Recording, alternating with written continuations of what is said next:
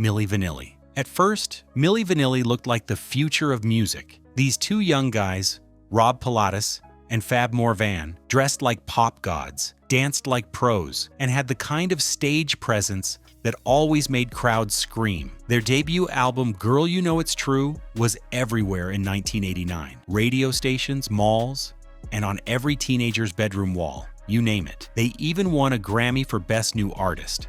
5 of their singles hit the top 5, and people loved them. But behind all that flash and fame was a secret so risky and ridiculous that it eventually turned them from stars to a forgotten punchline. It turns out they never sang a single note on that album. Every hit song, award-winning chorus, and chart-topping track was actually recorded by someone else. Rob and Fab were just the faces. Studio singers did all the real work, and the duo lip-synced through every TV appearance and concert. At first, it was just a harmless trick, the kind the music industry had pulled before. But once the money rolled in and the pressure to keep up the lie increased, it spiraled out of control. Then came that moment during a live MTV performance when the track skipped.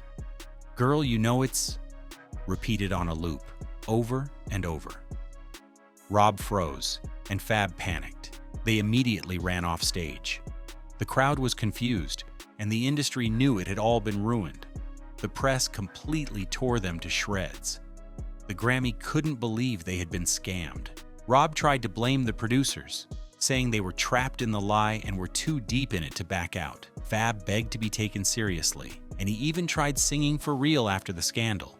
But the damage was done. No one could forgive them, and the industry they thought had embraced them was very quick to discard them. Rob got into addiction and died young in 1998. Fab, on the other hand, kept working on music, but the bad reputation of Milli Vanilli continued to affect his career. Billy Squier. Billy Squier had everything lined up to become one of the biggest rock stars of the 80s. He had the voice, the great guitar skills, the viral anthems, and a series of hits that felt tailor-made for arenas. Songs like The Stroke and Everybody Wants You were very catchy, loud, cocky, and had confidence wow all over them. He opened for Queen. He always got stadiums filled, and his albums went multi-platinum. The rock music industry basically loved him. The pop charts clearly adored him as his songs constantly topped them. Even MTV loved him, well, until they didn't. In 1984, one single music video took all that heat and turned the world against him. It was called Rock Me Tonight, and it changed everything, not in a good way. In the video, Billy dances around a pink-lit room in a torn tank top, writhing on satin sheets and twirling like he's in a teen sleepover montage. It looked nothing like the tough, hard-hitting image his fans expected from a rock frontman, and back then, a musician's image and reputation were everything. They determined the kind of fans they had and how the media viewed them. The moment the music video aired, radio DJs, critics, and even fans turned on him. Instead of watching a rock god, they saw a guy trying too hard, looking very awkward, and not matching the sound that made him famous. His label panicked, wondering how to fix it, while his credibility took a nosedive. Sales tanked and tours flopped because of that one badly presented video. The music industry never let him recover. Although he kept making music, the magic was gone. The tragedy was that he didn't lose his talent. He just lost control of his image, and that cost him everything he'd built. Pete Doherty. Pete Doherty was supposed to be the savior of British rock. In the early 2000s, with the Libertines, he had this raw, poetic energy that felt both punk and spiritual. He sang about chaos, heartbreak, and life on the edge, and he lived every bit of it. The Libertines weren't perfect, but they had that emotional and daring touch in their music. People compared Pete to Sid Vicious and Joe Strummer because of how good he was. He wrote lyrics like a genius, played like it was coming from his heart, and looked like he didn't sleep. But then came trouble. He was making headlines for some of the worst things, heroin, crack, street fights, and missed gigs. He wouldn't often disappear for days, then show up high on stage or not at all. And each time he got close to greatness, these things brought him down. Then mid-tour, it all went south for him. His bandmates kicked him out, so he started Baby Shambles. And although that band had some good moments, they were always overshadowed by his declining reputation. There were mugshots, arrests, and disturbing photos of him falling apart in public. At one point, he was more famous for dating Kate Moss and showing up in court than for writing songs. People kept waiting for him to get clean and come back with the album that would prove his genius. But that comeback never came. Pete Doherty could have been one of the greats, but instead of becoming a legend, he became proof that talent alone isn't enough when addiction is more present than the music. Jai Paul. Jai Paul came out of nowhere and shook the entire music industry with just one song. In 2011, he dropped BTSTU, a strange, spacey, genre-bending track that sounded like nothing anyone had ever heard before. It wasn't pop, R&B, or electronic. It sounds like all of it combined, creating a completely new genre. The song blew up online, and artists like Drake and Beyoncé sampled it almost immediately. Labels fought to sign him. Producers called him the future of music. And just like that, Jai Paul became the most mysterious and most hyped musician on the planet, without even releasing an album. Everyone thought he was about to change the game, but then he disappeared, and in 2013, something weird happened. A full-length album with 16 unfinished songs suddenly leaked on Bandcamp. It looked official, had his name on it, and people went wild downloading it, but just days later, Jai Paul posted online saying it wasn't a real release. He said it was stolen from his laptop and uploaded without permission. The site took it down, but the damage was done. That leak destroyed his writing career. He got caught in legal messes, lost his trust in the industry, and went silent for years with no new music, shows, or interviews. People kept waiting, hoping he'd bounce back with something massive, but it never came. And the mystery that once made him cool started to feel frustrating instead. Over the years, different rumors spread. Some said he was a perfectionist who didn't want to release anything unless it was flawless. Others said the industry messed him up so badly he just gave up. But in 2019, after nearly a decade, he finally returned with 2 official songs and an explanation. He said the leak and the pressure nearly broke him. He struggled with anxiety, depression, and the weight of expectations that no debut artist should ever have to carry.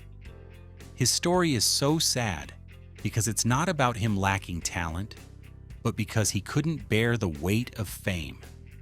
Shuggie Otis. Shuggie Otis was a prodigy. By the time he was a teenager, he could play guitar like Jimi Hendrix and compose like Stevie Wonder. His father, Johnny Otis, was a well-known bandleader, so Shuggie grew up surrounded by music legends. At just 15, he played on Peaches and Regalia with Frank Zappa. He released his own albums in the early 70s, and Inspiration Information, his 1974 masterpiece, blew the mind of anyone who heard it. It combined psychedelic soul, funk, jazz, and electronic music in a way nobody else was doing at the time. What's more impressive is that he wrote, produced, and played nearly every instrument himself. Critics loved it, and Prince would later call it genius, but barely anyone bought it. Instead of pushing harder, Shuggie seemed to disappear. The truth is, Shuggie didn't play the industry game. Columbia Records wanted a big follow-up. They wanted him to tour, do press, and collaborate with top musicians, but Shuggie refused. He didn't like being pushed. He didn't want to make hits on demand or become a packaged star. The Rolling Stones even invited him to tour, but he turned them down. He kept recording in private, but without label support or mainstream attention, his name faded. By the late 70s, he was basically off the map, and while Inspiration Information slowly grew into a cult classic over the decades, Shuggie never fully came back into the spotlight. In the early 2000s, a re-release of that album gave him a second moment of attention. Younger fans and artists like Questlove, Prince, and Lenny Kravitz praised him. People finally saw him as the ahead-of-his-time genius he was. But by then, his big break moment had passed. Badfinger. Badfinger was supposed to be the next Beatles, and honestly, they had the good music to prove it. They were the first band signed to Apple Records, and Paul McCartney even gave them their first hit, Come and Get It. Their own songs like No Matter What and Day After Day were massive hits in the early 70s. They even wrote Without You, which later became a global hit when covered by Harry Nilsson and then Mariah Carey. But Badfinger never got to enjoy the success they helped create. Instead, they got dragged down by one of the worst financial and management disasters in rock history. Their manager, Stan Pauly, was a smooth-talking businessman who promised them the world, only to steal their earnings behind their back. While their records were selling, the band couldn't access their own money. They'd go on tour and come home broke. Lawsuits affected their royalties, and Apple Records was collapsing under its own chaos. Labels dropped them, deals fell apart, and the stress pushed frontman Pete Ham into a dark place. In 1975, just as they were about to sign a new deal and possibly restart their career, Pete couldn't take it anymore.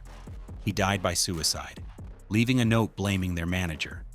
It was a brutal, heartbreaking ending for a guy whose voice had once been compared to McCartney's. Tragically, a few years later, bassist Tom Evans, who co-wrote Without You, took his own life too. Badfinger had all the tools to go down as legends. Amazing songs, real talent, the Beatles' stamp of approval. But the music business led them to their untimely end. Kevin Moore. Kevin Moore wasn't your average keyboardist. He was the emotional and creative part of Dream Theater during their rise in the early 90s.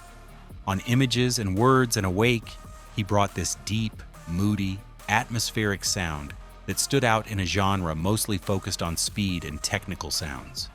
His lyrics, especially on songs like Space Dive Vest, felt personal, deep, and far more introspective than anything his bandmates were writing. Fans loved it, and critics spoke highly of it. Dream Theater was blowing up, and Kevin had every reason to ride the wave into prog metal superstardom, but right when the band was peaking, he walked away. In 1994, just after recording Awake, Kevin told the band he was leaving. This was strange since they didn't have a fight or meltdown that would have prompted him to quit. All he said was that he just didn't want to do it anymore. He was tired of the long tours and constant creative direction. He also mentioned he just didn't want to be stuck in a metal band forever. So he moved to California, studied film, and started releasing music on his own terms under the name Chroma Key. His solo work was brilliant but completely underground, experimental, and full of strange, beautiful tunes. He collaborated with former bandmate Mike Portnoy and Fates Warning's Jim Mathios in a project called OSI, which had a strong cult following but never hit mainstream attention. Meanwhile, Dream Theater went on to become one of the biggest names in progressive rock. Without the emotional weight and originality Kevin brought to their music when he was still part of them. Bobby Jamieson. Bobby Jamieson's story is one of the most heartbreaking and overlooked tragedies in music. In the mid-1960s, he was young, handsome, and full of talent, right on the edge of stardom. He got signed by the legendary producer Tony Alamo, before Alamo became infamous for totally different reasons, and soon found himself in London rubbing shoulders with the Rolling Stones, Andrew Loog Oldham, and other major players in the British rock scene. He recorded under the name Chris Lucy and later released an album called Songs of Protest and Anti-Protest, which critics now call a lost psychedelic masterpiece. But back then, it barely got noticed. He had the talent and connections, but he also had a self-destructive streak and a long line of people who took advantage of him. Jamieson spent years fighting record labels, shady managers, and even his own family over control of his music and career. At one point, he legally changed his name to Bobby Jameson again, just to get his identity back. All he was dealing with felt too much for him to bear, so drugs and alcohol became his way of coping. He raged publicly against the industry, had contact bouts of frustration, and ended up getting blacklisted. By the 70s, he was out of the music industry completely, living in poverty and dealing with serious mental health issues. For decades, he was totally forgotten. But in the late 2000s, music bloggers and crate diggers rediscovered his old records and realized this guy had been way ahead of his time. In a strange twist, Bobby started a YouTube channel in the 2000s and 10s where he told his story directly with no filter or glamour. He spoke honestly about what the industry had done to him and how he'd been used and thrown away. He eventually gained a small but loyal following of fans of his YouTube channel who saw through the tragedy and recognized the brilliance. But Bobby died in 2015, still mostly unknown. D'Angelo. D'Angelo joined the 90s music industry and immediately took over. With Brown Sugar in 1995, he started the neo-soul genre. His voice had that smooth Marvin Gaye quality, and his songwriting had real depth. Women loved him, musicians respected him, and critics couldn't stop comparing him to Prince, but it was his 2000 album Voodoo that took things to another level. The music sounded so good, raw, and experimental. Then came the untitled How Does It Feel video, the one with him shirtless, looking like a Greek god. It made him a sex symbol overnight, but that's when things started spiraling. Instead of focusing on the art, the media obsessed over his body. Women would scream at his concerts to take off his clothes, and he really hated it. Behind the scenes, D'Angelo was falling apart. The pressure to top Voodoo, the unwanted attention, and the label pushing him to be something he wasn't all got to him. He turned to alcohol and drugs, and for years, he just vanished completely from the music industry. There were no more albums, shows, or interviews, just stories about arrests, weight gain, rehab, and one canceled comeback after another. It wasn't until 14 years later, in 2014, that he finally returned with Black Messiah, a powerful, politically inclined album that reminded people he still had that vibe. But the time gap was too long.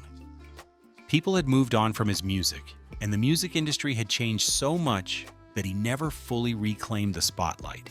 He could have been one of the biggest musical icons of his generation, but fame hit him in the wrong way.